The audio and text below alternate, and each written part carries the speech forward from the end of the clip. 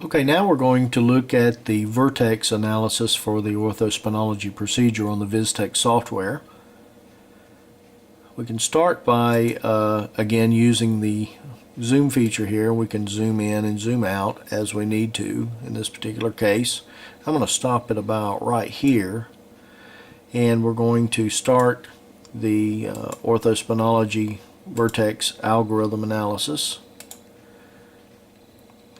And you begin up on the ethmoid junctions. You want to outline the lateral margins of the ethmoid junctions on the left, and 2 points on the right.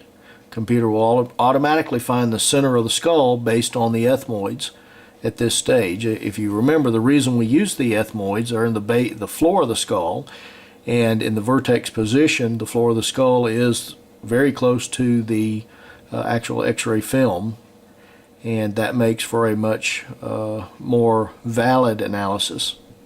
Structures that are further away from the X-ray film, of course, are more likely to have X-ray distortion due to the penumbra effect.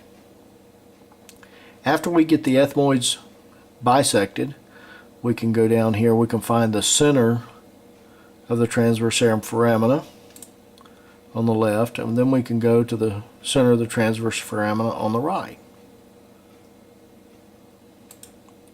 Now, one thing I want to point out at this stage is that we can see the right marker is on our reading left, and we're going to assume that our reading right is the right side of the patient. So in order to flip that, all you have to do is to highlight that, click on it one time until it turns to a dotted line, and hit the F button, and it automatically flips it.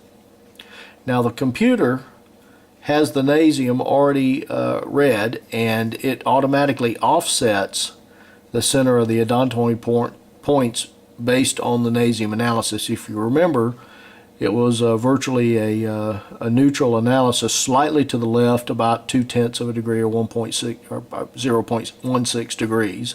So there's going to be virtually no offset of that odontoid point to find the center of the skull at the posterior aspect of the skull. The computers determined that the rotation is approximately 1 degree, 1.15 degrees. Now once you click that and it comes up with this number and you've got the left marker on the left side, we're going to flip back over to the nasium here, and it automatically adds, I'm going to use the zoom feature here so that we can zoom in on this again. It automatically adds, I use the pan feature to move it over just a little bit to center it in our window, and I'm going to click on it to turn it red so that we can see it a little better maybe. But the computer will automatically add that rotation right here, anterior 1.15 degrees, and the S line is S2. So here is the factors that you would adjust the patient with. High 2.5 inches, anterior 1.15 degrees, S2, and if you're using the handheld instrument or the Laney instrument, it's 7.90 degrees. That's what the book would calculate. That is the first example of the vertex analysis.